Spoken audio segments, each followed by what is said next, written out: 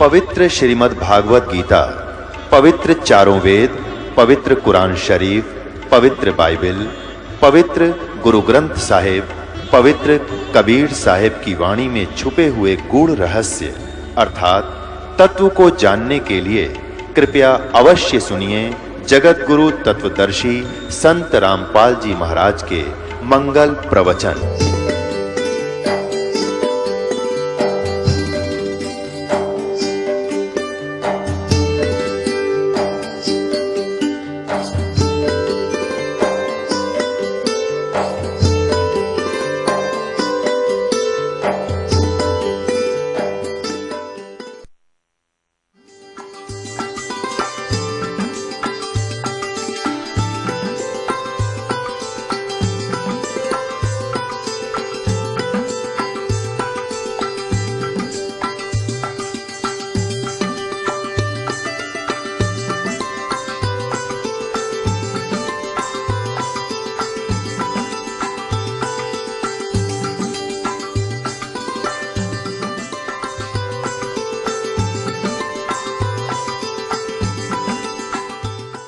जैसे बालक छोटा सा होता है और वो जैसे पेन रखा हो कहीं पर, उसको उठाकर कहेगा पिताजी ये क्या है, पिताजी कहेगा पेन है। क्या पेन है, पेन है, पेन है बेटा या बेटी। तो वो क्या करता है कि उस पेन को रख जाता है और ये भी नहीं उसके मन में आती पिताजी गलत कह रहे हैं, और न ही वो ये स्वीकार कर पाता है ये पेन है, ए करता हुआ और खेल में लग जाता है। तो ये दास जो आपको घुमा फिराकर जहाँ ले जाना चाहता है, आप सुनते भी हो और आपके अंदर अभी ए नहीं मिटी है, वो ए न्यों की न्यों है। जिस दिन ए मिट जाएगी उस दिन क्या होगा? लागी का मार्ग ऊर है, लगे चोट काल जाकर के। लागी का है लगे चोट काल जाकर के, लगे चोट काल जाकर के, लगे चोट कड़े जाकर के। लागी का मार्ग ऊर है, लगे चोट काल जाकर के, लगे चोट काल जाकर के, लगे चोट काट जाकर के। लागी का मार्ग और है, लगे चोट कले जाकर के। बन बीच भरतरी भूप ने एक मारा ताणे निशाना। बन बीच भरतरी भूप ने एक मारा ताण निशाना। कोई घड़ी सदी थी आवन की, साधु का हो गया आना। कोई घड़ी सदी थी आवन की, साधु का हो गया आना। कोई मुआ मर्ग जवा दियो, नत तारे धरो न बाणा। कोई मुआ मृग जवा दियो, नत तारे धरो न बाणा। वो जंदा कर दिया डोर था, शिष बण्या परीक्षा करक। शिष बण्या परीक्षा करक, शिष बण्या परीक्षा करक। लागी का मार्ग और है, लग चोट काल जाकर के। लग चोट काल जाकर के, लग चोट काल जाकर के। लागी का मार्ग और है, लग चोट काल जाकर के। कबीर परमात्मा जी क्या बताते हैं कि जब आपकी परमात्मा की तरफ विशेष तड़फ हो जाएगी, ऐसी स्थिति हो जाएगी जैसे कोई यूं सोचेगा ये रोगी है। कबीर जी कहते हैं कबीरा वैद बुलाइया और मेरी पकड़ के देखी बाँ, और वैद न वेदन जान सका मेरा कर्क कलेजे माँ। हमारे को समझाते हैं परमात्मा आपकी ऐसी स्थिति हो जाएगी, घर वाले न सोचेंगे इसका कोई तकलीफ है, कोई बीमारी होगी। और कहते हैं वैद बुला के लाए और वैद ने नाड़ी पकड़ के देखी, वैद ने बोला इसका कोई तकलीफ कोई ना। परमात्मा कहते वैद मेरी वेदन को समझ नहीं सका क्योंकि मेरे कलेजे में कर्क थी। कर्क माने विशेष कसक। तो यहाँ उसी का जिक्र है।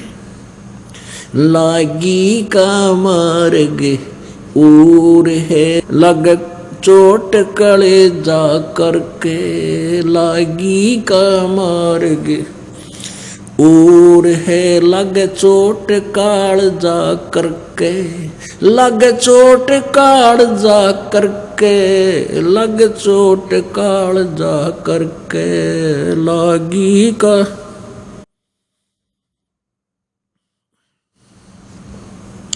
गोपी चंद जोगी हो गए जिन ले लिया भगमा बाणा, गोपी चंद योगी हो गए जिन ले लिया भगमा बाणा, गुरु महल जनान भेजते डोडी पे अलख जगाना, गुरु महल जनान भेज थे डोडी पे अलख जगाना।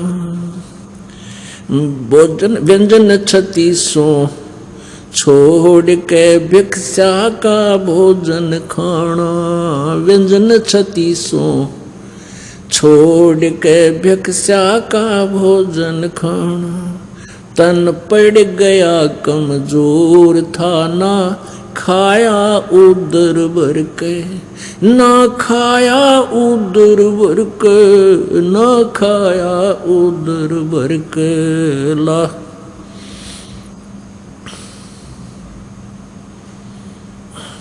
लागी का मार्ग और है लग चोट काल जा करके, लग चोट काल जा करके, लग चोट काल जा करके। ला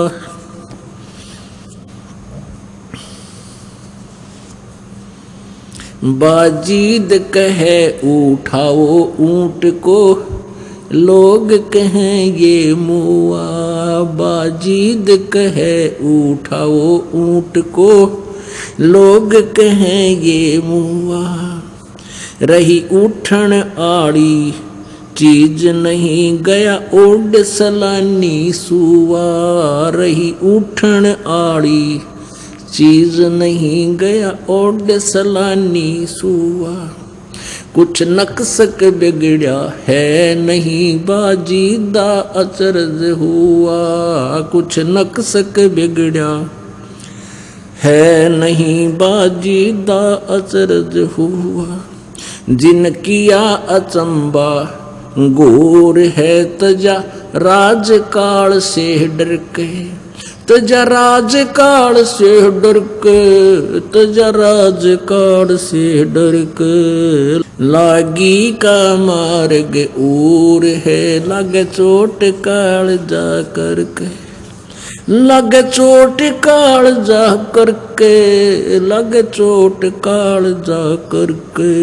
लागी का मार्ग और है लग चोट काल जा करके। सुल्तानी मगन बैराग में जिन तज दिया बलख बुखारा, सुल्तानी मगन बैराग में जिन तज दिया बलख बुखारा। कदे पालकियों में चालते आज उठा लिया गुदड़ बारा, कदे पालकियों में चाल तेरे आज ठा लिया गुदड़ बारा। सब संगी छोड़ी रोवती रोवे था कुण बासारा, सब संगी छोड़ी रोवती रोवे था कुणबा सारा। शोर मचा रणवास महना देखा पीछा फिर के, ना देखा पीछा फिर के, ना देखा रे पीछा फिर के। लागी का मार्ग और है लग चोट काल जा करके, लग चोट काल जा करके, लग चोट काल जा करके। लागी का मार्ग और है लग चोट काल जा करके। कुएं में शेख फरीद ने किसी मीठी बोली भाषा, कुएं में शेख फरीद ने किसी मीठी बोली भाषा। तुम चुन चुन कागा खा ली और मेरे हाडा पर का मासा। तुम चुन चुन कागा खा ली और मेरे हाडा पर का मासा। मेरे दो नैना मत छेड़ना मोहे राम मिलन की आशा। मेरे दो नैना मत छेड़ना रे मोहे राम मिलन की आशा। जिन करी तपस्या घोर थी वो हुए आश्रय अर्क, वो हुए आश्रय हर्क, वो हुए रे आश्रय अर्क। लागी का मार्ग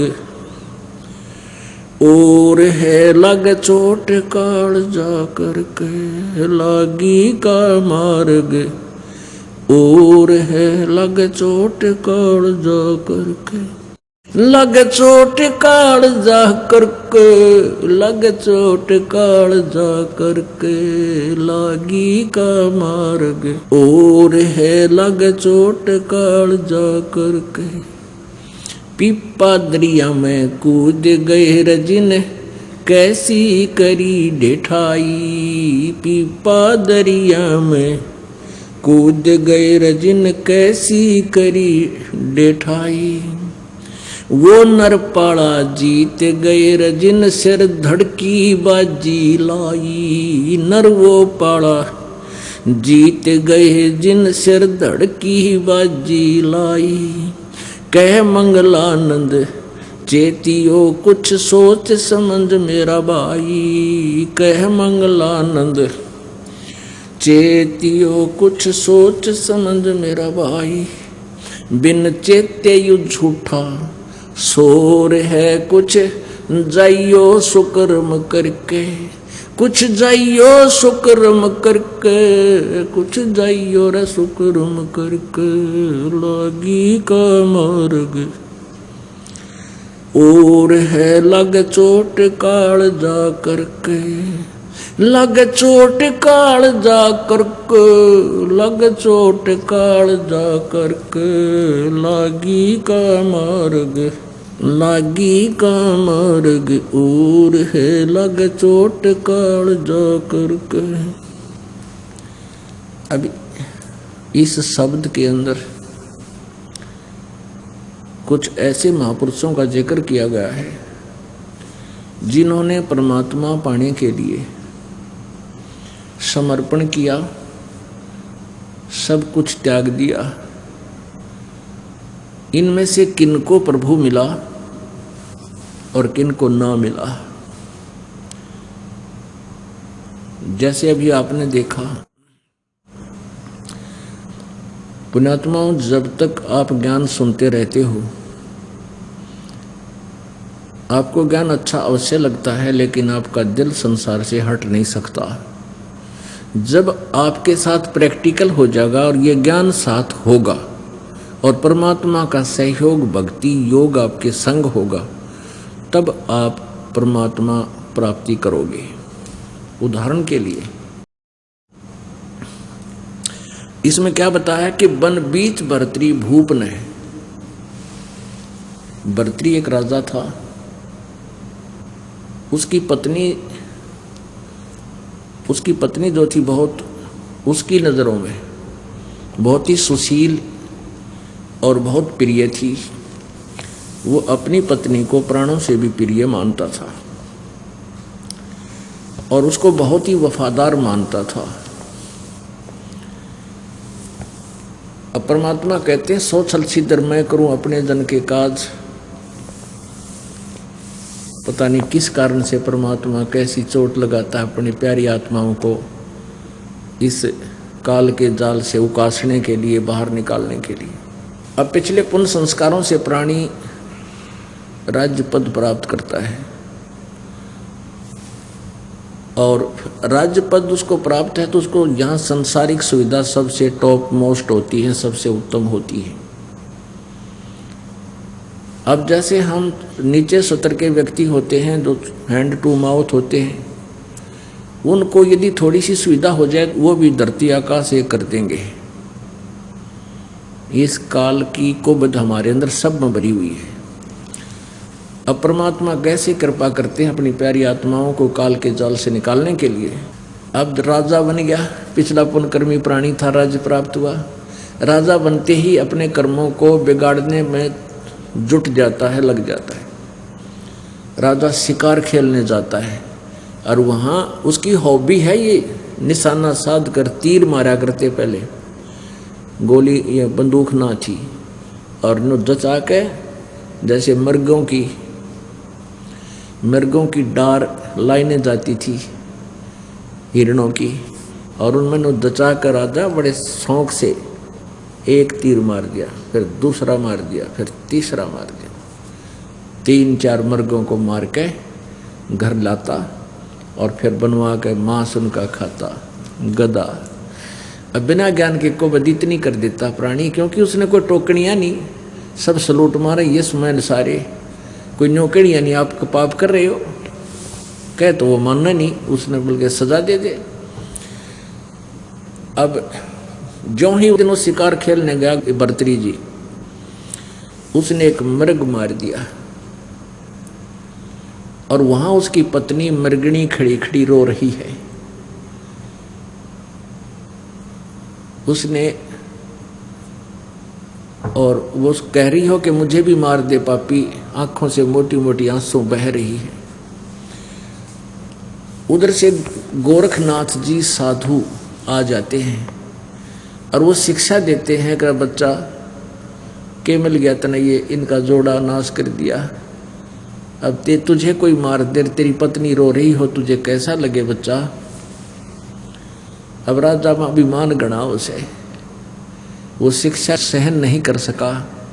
कहने लगा घनी बात मत बनाओ बाबा जी, यदि तू ऐसा सिद्ध पुरुष है तो इसने जीवित कर दे, इस मृग ने मना मार रखा है, मैं तेरा चेला बन जाऊंगा। गोरखनाथ जी बोले अरे चेला ना बनेगा तू। हकना जी पक्की बात होली, वचन का पक्का हूं मैं। गोरखनाथ जी ने अपनी सिद्धि से वो मृग जीवित कर दिया। अब भर्तरी के पाया तले की जमीन खिसकी। अगवाई तो कमाल का महापुरुष है, घबरा गया, कदे और कुछ ना कर दे तेरे गेल्या। कहने लगा महाराज जी आपका चेला मैं बन गया, मैंने दे दो उपदेश। महाराज उपदेश है, घर रहने का कोई ना, घर त्याग कर मेरे साथ रहना पड़ेगा। नो बोला जी ये थोड़े छोटे छोटे बच्चे हैं और कुछ दिन राज और कर लूँ, फिर मैं आपका चेला पक्का बन जाऊंगा। गोरखनाथ बोले बस रहे, बस भाई तो कहता मैं जुबान का पक्का। ना जी जुबान का पक्का हूँ मैं। अच्छा भाई ठीक, सजा फिर बन जाइए। गोरखनाथ ने कहा कि बच्चा ना तो तेरा परिवार अपना है, ना तेरी पत्नी अपनी है, ना ये राज तेरा है, ना ये मंत्री तेरे हैं, ना सेना तेरी है। जब तेरे खोटे दिन आवेंगे तेरे मंत्री तेरे शत्रु बन जाएंगे और तेरे ही सैनिक तेरे विरोधी हो जाएंगे और तुझे दो पैरों को जगह नहीं मिलेगी कि तब छुप कर समय व्यतीत करेगा। कोई राजा दूसरा अटैक कर देगा, तू भाग जाएगा, तेरे पल्ले कुछ नहीं रहे कि तो घास तोड़ कर खाओगा। और भाई ये परिवार तेरा नहीं है, ये तेरा भूल लागिरी है। ने बोला ना जी ऐसे कैसे कह रहे हो, मेरी पत्नी तो मुझे बहुत चाहती है और वो तो मेरे लिए गेल मर जाएगी मेरे। परमात्मा गोरखनाथ बोले भाई ठीक से, बेटा हमने जो कहना था कह दिया तेरे थे, आप जब इच्छा हो, जब छकले इस राजते और छकले इस संसार ते जब आजिए मेरे पास, अपना स्थान बता दिया कि मैं वहां रहता हूं।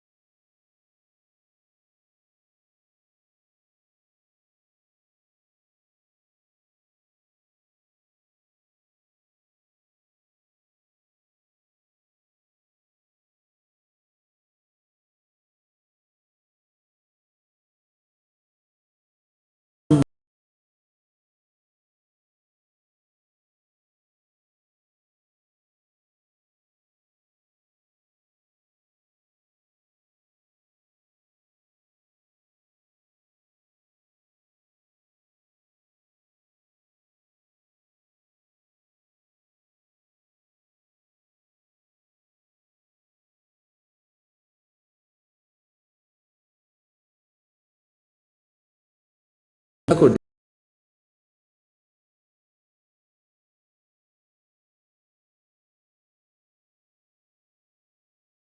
दूंगी, राजा बड़ा अच्छा है, नेक है, न्यायकारी है, क्यों ना ये फल उस राजा को दे दूं।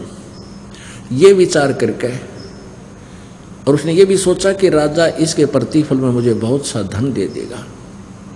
वो इस उद्देश्य को लेकर के, उसी फल को लेकर भर्तृहरि जी के पास पहुंच गई कि राजन, ये एक ऐसा फल है, इसको जो खा लेगा वो दीर्घायु हो जाता है और सदा युवा बना रहता है। तो उसने पूछा कि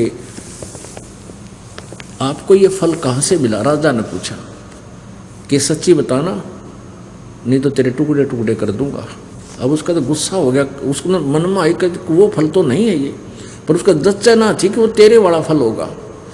वो कहने लगी जी मुझे तो आपके नौकर ने, जो ये घोड़ों का इंचार्ज था, दरोगा बोलते थे उसको, कि उस दरोगा जी ने दिया है। वो दरोगा जी बुला लिया, कहने लगा भाई यो फल तू कहाँ से लाया? और राजा ने सतर्क कर दिया, ये सच्ची बता दिए नहीं तो तेरे टुकड़े टुकड़े कर दूंगा, और सच्ची बता देगा तुझे माफ कर दूंगा।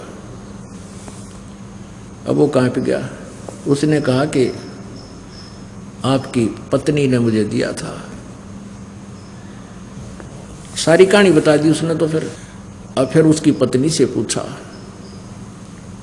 वह तो नाटकी, पहले तो मना किया, फिर घुड़सवार सामने खड़ा कर दिया, फिर नीची गर्दन कर ली उस नालायक ने।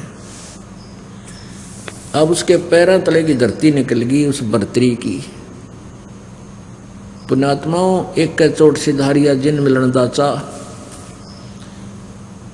उसके वो संत के सारे वचन आज सच्चे सिद्ध होते नजर आए। रत तेरा गजब हो गया। जिसको मैं एक सबसे प्रिय और वफादार मानता था, आज ये कितनी दुष्ट निकली। उसी दिन से राज त्याग दिया और गोरखनाथ जी के चरणों में जाके गिर गया और रोआ बूंदी त्रिया, बुरी तरह टक्कर मार मार चरणों में रोए कि गुरुजी आप सच्ची कहा करते, मेरा दच्ची कोई ना थी। यह बात है गोरखनाथ जी कहते तू जिसको अपना मान रहा है वो तेरा नहीं है। यहाँ कोई भी किसी के सामने सच्चा नहीं बोल रह सकता, कोई सच्ची बोलता है नहीं, ना बाप बेटे से बोल सकता। कुछ ऐसी परिस्थितियाँ आ जाती हैं, उसने कुछ बातों को छुपा कर ही रखना पड़ता है। और भाई ये झूठा लोग से तू जिसको अपना मानता वो तेरा कभी नहीं हो सकता। तेरा तो भगवान है और उसको तू भूल रहा। तो भर्तृहरि जी का उस दिन ये सारी बातें सच्ची जचें थी जो जो संत कहे था।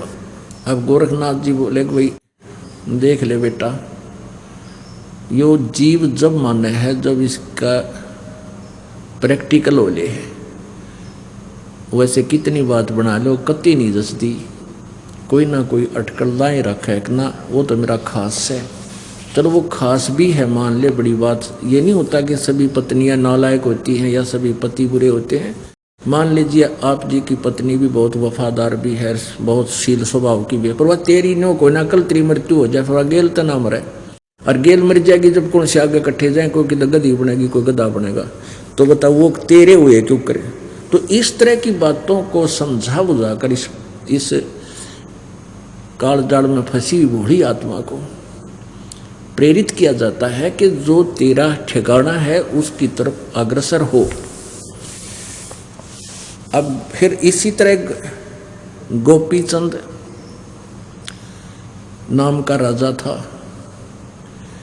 ये दोनों आपस में इनका नाता भी बताते हैं, गोपीचंद और भर्तृहरि। ये इसने भी ऐसे ही अपनी माँ के कहने से राज त्याग दिया था और गोरखनाथ जी के दोनों शिष्य बन गए थे। अब पुण्यात्माओं कहते हैं जो गुरु वचन पर डट गए कट गए फंद 84 के। भाई जो गुरु वचन पर डट गए कट गए फंद 84 के, पर वो किस सत्र का गुरु है और क्या उसके पास वस्तु है, उसी सत्र का लाभ भी गुरु वचन पर डटने से ही, रुकने से ही, स्थिर रहने से, उसका ओबीडेंट रहने से ही मिलेगा। अब गोरखनाथ जी ने उनको कहा दोनों को, वो दोनों गोरखनाथ जी के शिष्य बन गए। गोरखनाथ जी ने कहा कि तुम दोनों जाओ अलवर, राजस्थान में अलवर शहर है, वहाँ का एक राजा था, वो एक दुर्ग बनवाया था, एक फोर्ट किला, वो किला बनवाया था, चिनवा रहा था। गोरखनाथ ने आदेश दे दिया कि अलवर के राजा के किले में जाकर तुम मजदूरी करो 12 वर्ष तक, और उसका कोई मेहनताना नहीं लेना, अपने खाने के लिए कहीं और मजदूरी और टाइम करना। उन्होंने कहा जो आज्ञा गुरुदेव। अब जिन्होंने परमात्मा पाना है, जिनको परमात्मा चाहिए, फिर बकवाद की रहेगी। गुरु जी ने जो कह दिया फाइनल है, चाहे शीश देने की कहे, चाहे कुएं में पढ़ने की कहे, चल पढ़ना चाहिए। जब गुरु जी है तो या तो गुरु जी मानो मत, उसने निकम्मा है तो फिर उसको गुरु जी का फिर नाता के अपना छोड़ एक तरफ जा बैठे। और जो संत होते हैं वो हित में ही कहते हैं, उसका वर्तमान में भले ही कोई रिजल्ट निकलता ना दिखे, पर परिणाम बहुत अच्छा होता है लास्ट में। अब वो आदेश पाते ही गुरुदेव का चरणों में मस्तिष्क रखकर और चल पड़े, जो आ गया गुरुदेव। ठाक अपना बैग पहुंच गए अलवर के किले में, जहां मजदूर मजदूरी करा करते थे। जो समय मजदूरों का होता था उतना समय तो वहां करते, फिर उसके बाद अपनी रोजी रोटी के लिए कहीं तलाश करने लगे ओवर टाइम जॉब। 2 दिन हो गए कुछ नहीं मिला, भूखे सो जाते, सुबह उठते फिर मजदूरी करने चले जाते। एक दिन वो दोनों बैठे आपस में बातें कर रहे थे कि भाई जो गुरुजी का आदेश है तो सिर जा सका है, जब घर छोड़ दिया, राज त्याग दिया, परमात्मा पाना है और गुरु के आदेश में वचन में रहना है, और ऐसे ही मिलेगा तो ये बेसिक शरीर जा भाई, ये उल्टे कदम नहीं हटा सकते। अब मरा चाहे जीवा, 2 दिन हो गए, भूख जोर की लाग रही है। राजा थे, राजा को तो 2 घंटे भूख ना उठे, परंतु शीश दे दिया, फिर वो अग्रम मगरम नहीं रहती। दोनों जने बैठे बैठे जमीन पर बैठे बातें कर रहे थे, भाई अब तो मौत आवेगी, 1-2 दिन में मौत हो जाएगी, जब आहार रोटी ना मिल रही थे। सुबह सुबह का समय था, वक़्त से बैठे बतलावे थे, और नीचे एक कुम्हार मिट्टी खोदता था, नीचे वो बना लेता गुफा सी बढ़िया मिट्टी निकालने के लिए, और वो ऊपर बात करें थे, उसी का ऊपर बैठे गुफा के। कुम्हार ने सोचा ये तो भाई कोई अच्छी आत्मा है और साधु बन गए और न रोटी ना मिल ली। तो वो आया ऊपर, कहने लगा भगतों तुम तो भगत दिखाई देते हो। अकना जी हम तो मजदूर हैं। अच्छा आप लगता है आपने 2 दिन हो गए आहार नहीं किया। हाँ जी 2 दिन हो गए आहार का कोई दाव लग, कहीं बैठा नहीं, सूत बात बनी नहीं। तो कुमार बोला कि भाई हमने रोटी ला रखी मेरी, तुम रोटी खा लो। ने बोला न्यू ना खावा पिताजी, हम पहले मजदूरी करेंगे, आप हमें मजदूरी दे दो, कोई काम बता दे तो मजदूरी करके फिर रोटी खावांगे, वैसे रोटी हम खावांगे। उन्होंने बहुत आग्रह किया, भाई मेरी 8 रोटी 10 रोटी आती हैं, यहाँ अपने काम करता हूँ जहाँ पर, और बेटा आधी आधी खा लेंगे, तुम खा लो ना, ऐसे नहीं खाऊंगा, हमें मजदूरी बता। तो उन्होंने बोला भाई तुम के मजदूरी बताऊँ, न्यू करो तुम मेरी अगार पानी घेर कर गारा बना दिया करो और मैं ये मटके बना दिया करूँगा, तुम रोटी खा लो। अब ठीक है, ऐसे करने लगे। अब उधर से वो कहने लगा अपनी पत्नी से कि 2 सेवक और हैं, 2 की रोटी कुछ ज़्यादा भेज दिया कर।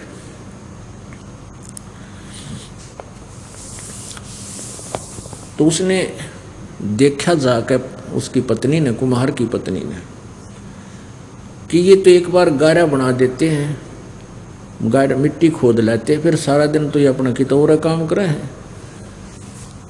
तो वह क्या करने लगी, रोटी जितनी उसकी भेजा करती थी, पहले 10 रोटी भेजती थी, तो उसने 8 कर दी और कम कर दी नालायक ने। तो उन 8 में थे वह 2-2 ताई दे दे, 3-3 ऐसे अपना पट्टा कर ले और वो रोटी खा कर चले जा। तो ऐसे उन्होंने, फिर उसने क्या किया कि 8 की जगह 6 कर दी। वो 6 रोटी आन लागी, 2-2 खा ले।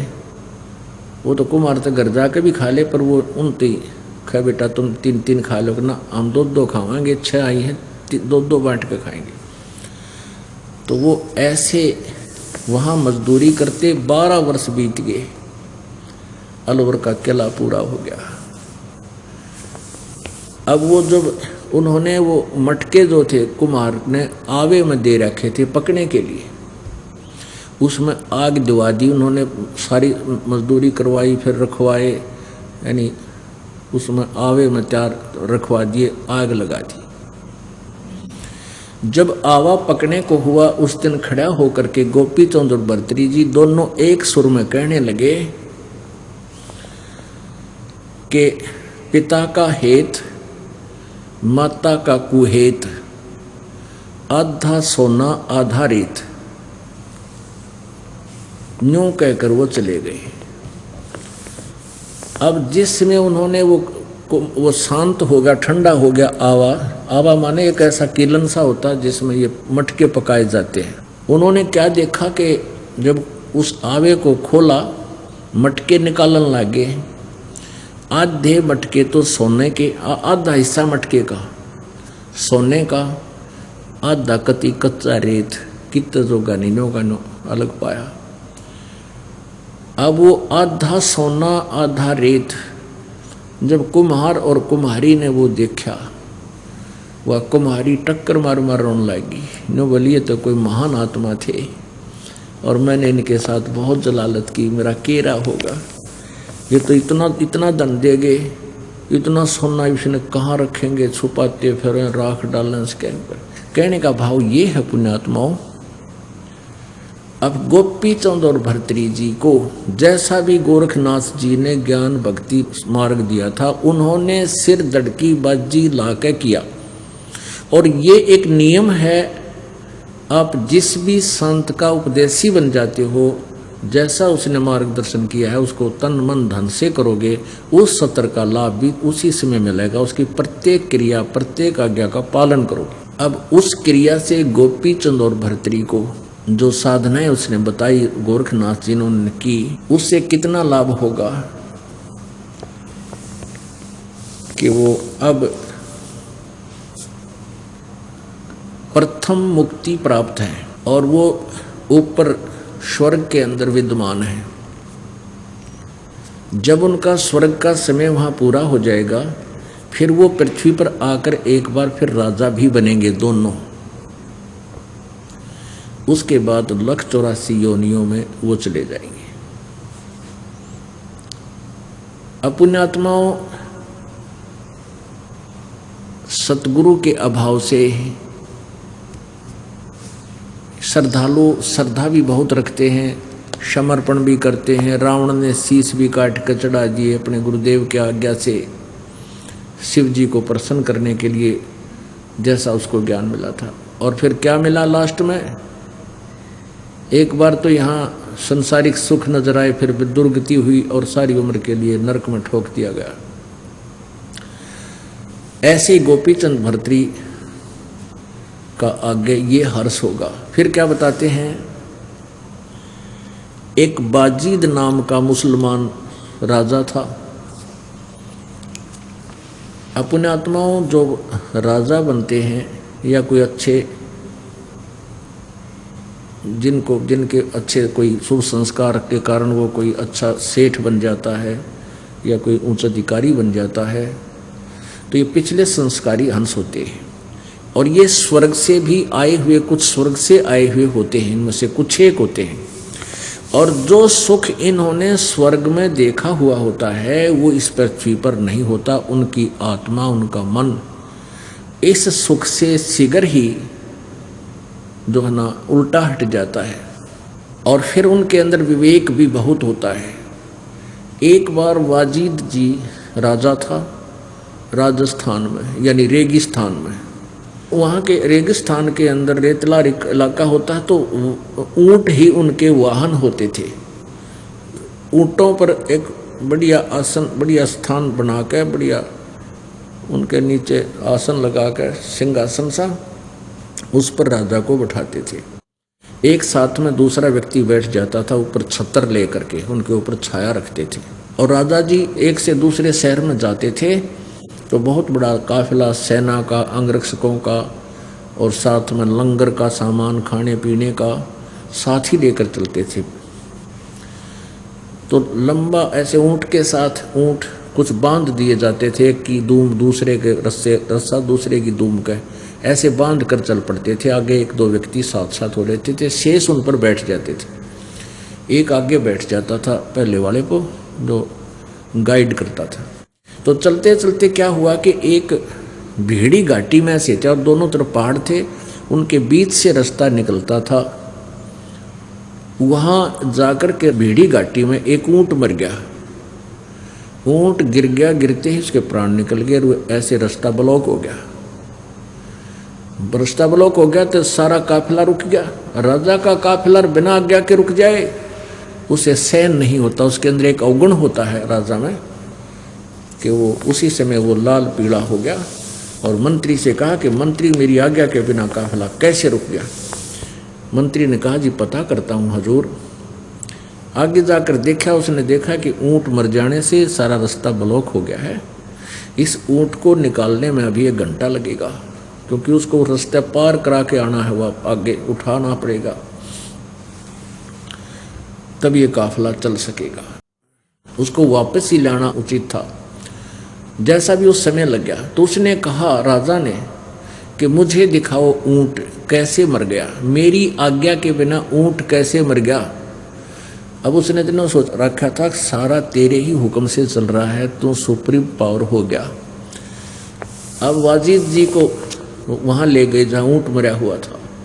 अब वाजिद ने देखा आंखें भी ओके हैं, न्यो की न्यो खुली हुई, नाक भी ठीक है, गर्दन भी ठीक है, टांग भी चारों ओके हैं, दूम भी ठीक है, पेट भी सारा ओके है। तो उसने कहा, ये मर कहाँ से गया, मुझे दिखाओ, मुझे नहीं लगता ये मरा है। तो उनके साथ विद्वान पुरुष भी होते थे, धार्मिक लोग भी, गुरु भी होते थे। उस धार्मिक व्यक्ति ने बताया कि महाराज, इसमें एक जीव होता है जिसका संस्कार था, इसके ऊंट की योनि भोग रहा था, और ये इसका पूरा हो गया समय। ये समय जब भी जहाँ पूरा हो जाता है उसी समय वो अपना शरीर बदल लेता है। वो उस अपने शरीर को त्यागना अनिवार्य है, भगवान का, अल्लाह का आदेश है। वो तुरंत वहीं मर जाएगा, आगे कदम भी नहीं रख सकता। बाजीत जी ने पूछा, क्या हम भी मर जाएंगे? अब उस धार्मिक गुरु ने कहा कि एक दिन सभी ने जाना होगा। आपके माता पिता चले गए, आपके दादा परदादा चले गए, सभी ने मरना होगा। अच्छा, अरे एक दिन हमें भी ऐसे ही मर जाना होगा अचानक? हाँ भाई, ऐसे मर जाना होगा। कहने लगा वापस चलो। फिर इसका विकल्प क्या है? वो धार्मिक गुरुओं ने बताया कि अल्लाह की भक्ति बंदगी करके और आत्मा का कल्याण कराया जा सकता है, और उसको भिष्ट स्वर्ग में स्थान मिल जाता, उनको जितना पता था। और वहाँ स्वर्ग में जाने के बाद बड़े मौज है, ठाठ है, सब सुख है, वहाँ कोई नहीं मरता, इतना ज्ञान था उनको। अब उस वाजिद जी ने संकल्प कर लिया कि भक्ति करके और स्वर्ग प्राप्ति करूँगा, वहाँ फिर मैं कभी नहीं मरूँगा। अपने इस पवित्र हिंदू धर्म में भी यह एक करट थी, स्वर्ग जाऊँगा, स्वर्ग जाऊँगा, और स्वर्ग में स्वर्गवासी हो गया। जो भी मर जाता उसको कहते स्वर्गवासी हो गया। तो वापस आ गया वाजिद जी वहाँ से, सारे काफिले को बैक दिया अपनी राजधानी में, और अपनी पत्नियों से, अपनी पत्नी से कहा कि अब मैं चला परमात्मा पाने के लिए। उसके सारे बालक रोए, उसकी पत्नी रोए, बच्चे रोए, हाहाकार मच गई, राजमंत्री रोए। कहने लगा नहीं, मैंने इस पंगे में पा नहीं देना, यहाँ तो ना जाने कब मर जाएंगे, इस राज का मैं क्या करूँगा, राज तो फिर भी मेरा जाएगा। सब कुछ त्याग का अपने कपड़े, जो बढ़िया कपड़े पहन रहे, पाट डाले कति, और सिंपल एक कंबल लपेट कर घर से निकल गया। रो हराट माच रहा था, रोते रहो।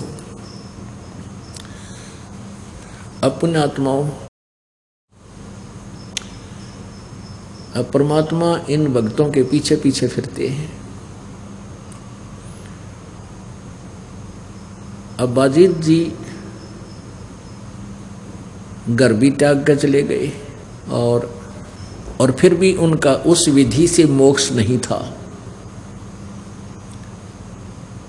अब परमात्मा अपनी प्यारी आत्माओं के पीछे पीछे फिरते हैं। एक समय की बात है, एक औरत रोटी लिए जा रही थी, 4 रोटी, अपने खेत में काम करने के लिए, और वाजिद जी के पास एक कुतिया थी, वह निकट ही, मतलब वहाँ आसपास रहती थी। और वाजिद जी बाजार शहर में गए थे, उनको कोई 2 दिन भीख मिली को ना। अब वो उस कुतिया ब्याई हुई थी, उसका दुख उससे देखा नहीं गया, वो तड़फ रही थी। वो गांव से, नगर से काफ़ी दूर था। तो वहाँ एक बुढ़िया आ गई, एक औरत स्त्री जा रही थी अपने खेत में काम करने के लिए, साथ में रोटी ले रही थी, 4 मोटी मोटी, और महाराज को प्रणाम किया। तो महाराज वाजिद जी ने कहा कि माई आप रोटी लिए हो? हाँ, कहा महाराज रोटी ले रही हूँ। कि ये रोटी इस कुतिया को डाल दे, यह 2 दिन से भूखी है, इसके बच्चे भी भूखे हैं। वह माई थी ज़्यादा चतुर, वह कहने लगी देखो ये मेरे खून पसीने की कमाई है रोटी, और ऐसे नहीं डालूंगी, इसके बदले में मुझे कुछ दे तू। कहने लगा बोल माई कुछ भी मांग ले, मैं इस कुतिया इसके बच्चों को प्राण दान करने के लिए सब कुछ देने को तैयार हूँ। कहने लगी 1 रोटी डालूंगी, आप अपनी कमाई में दें, अपनी भक्ति में से मुझे 1/4 हिस्सा संकल्प कर दे। वाजिद ने कहा कि माई मैंने अपने पुनों का 1/4 भाग आपको संकल्प कर दिया, 1 रोटी डाल दे। उसने 1 रोटी डाल दी कुतिया को। 1 रोटी को कुतिया ऐसे खागी ना चप देसी, और फिर भी ऐसे देख रही है, ऐसे देख रही है। वाजिद जी कहने लगे माई 1 रोटी और डाल दे। तो वो कहने लगी अपनी आधी कमाई मुझे संकल्प कर दे। वाजिद जी ने कहा कि कर दिया, आधी कर दी। अब कुतिया उस 1 रोटी 2 रोटी भी खाकर फिर भी ऐसे ही भूखी है। तो कहने का भाव ये है कि उसने कहा कि आप 4 रोटी डाल दो। तो उसने अपनी सारी कमाई उस दिन तक की जितनी थी सारी उस स्त्री औरत को संकल्प कर दिया। अब ऐसे ऐसे दयालु भक्त भी थे, और आप फिर नौका नौक कोरा रह गया। ये काल के जाल हैं, आप फिर खाली। अब क्या हुआ, उस स्थान को त्याग कर वाजिद चला गया कि यहाँ के लोग अच्छे नहीं हैं और यहाँ आहार नहीं मिल पा रहा है। दूसरी जगह जाकर उसने अपना डेरा जमाना चाहा। अब वो 2-3 दिन से भूखा था, कुछ नहीं मिल रहा था उसको। परमेश्वर आए जैसे राह चलते व्यक्ति का रूप बना के, और कहा महाराज जी भोजन पालो, भूख लगी है। कहाँ भाई भूख लगी है, भोजन पालो। भोजन खा लिया। फिर कहने लगा कि आपके पास कोई झोंपड़ी नहीं है? कि झोंपड़ी कहाँ से बनाऊँ भाई, मैंने रोटी खाए आज 7 दिन हो गए, मेरी हिम्मत नहीं कि मैं कुछ उठ कर काम कर लूँ, मैं अस्वस्थ भी हो चुका हूँ। अब परमात्मा गए, वो लाए सारे काट के, फूस फास सरकंडे लाकड़ लाए काट के, गाड़ कर उसकी झोंपड़ी तैयार कर दी। और जब वो फिर बातचीत करने लगे, कहने लगे महाराज जी आप कौन हो, कहाँ से आए हो, सारी बताइए। कि के बताऊँ बच्चा, भगवान को कह रहा वाजिद कि मैं ऐसे ऐसे राजा था, मैंने राज त्याग दिया भगवान पाने के लिए।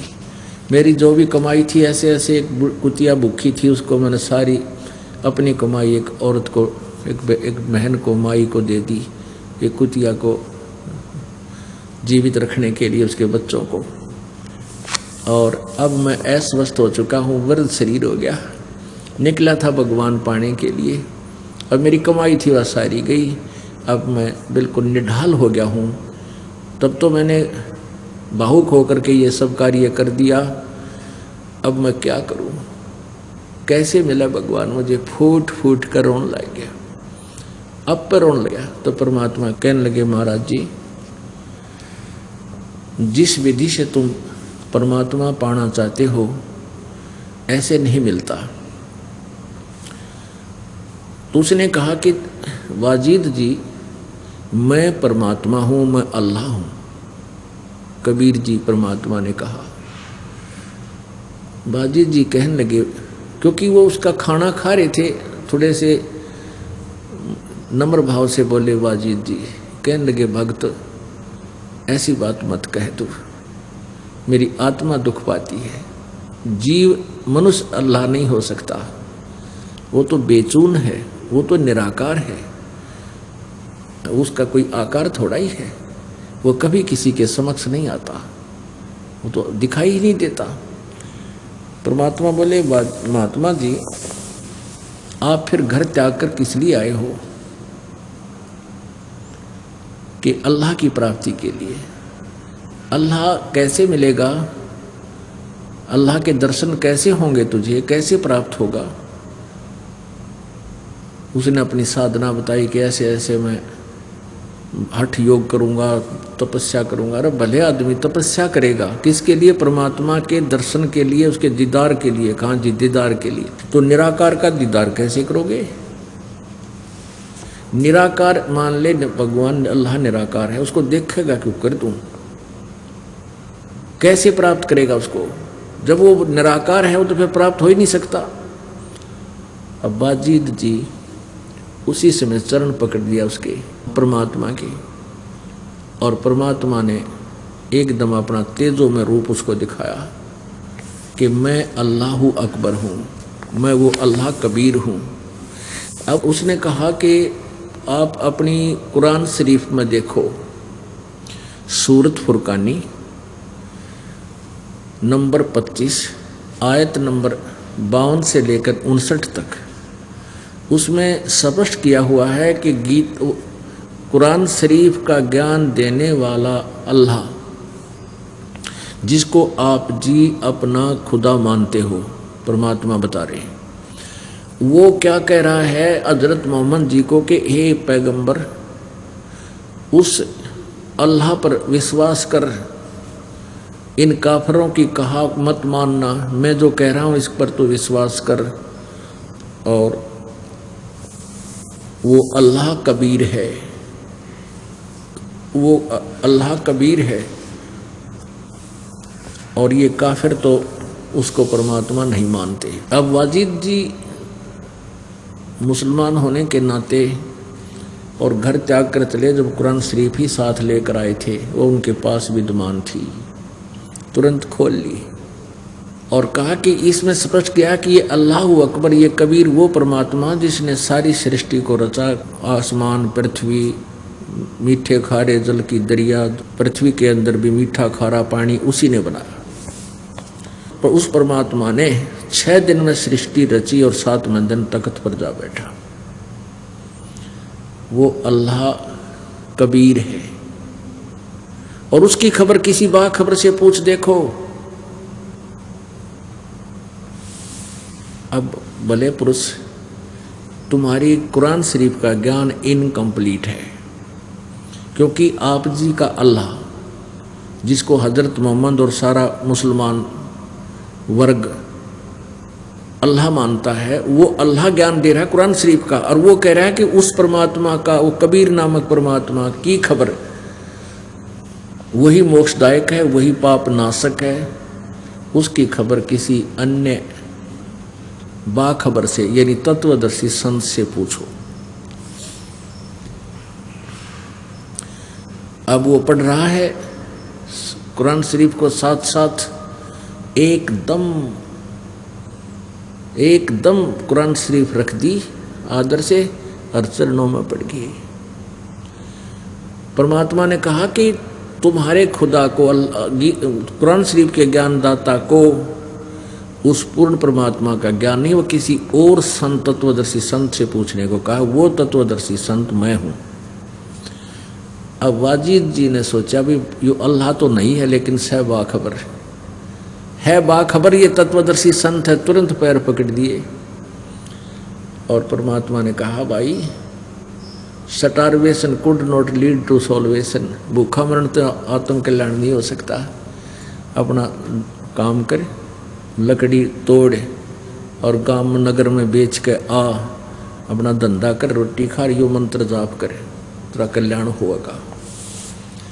और ले उपदेश देता हूँ। उन्हें त्याग दी सब कुछ, मंत्र दे दिया, जाप करने लगा।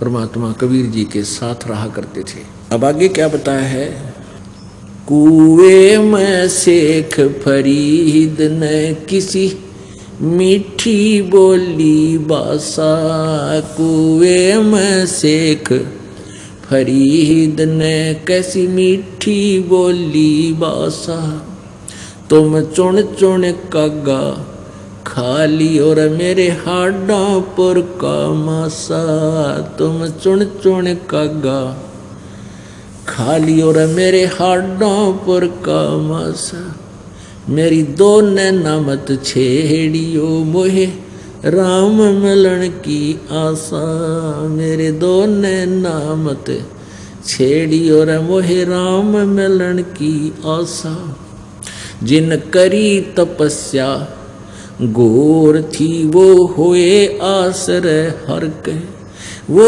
ओए आसरे हरक, वो होए आसरे हरक, लागी का मार्ग और है लग चोट काल जा करके।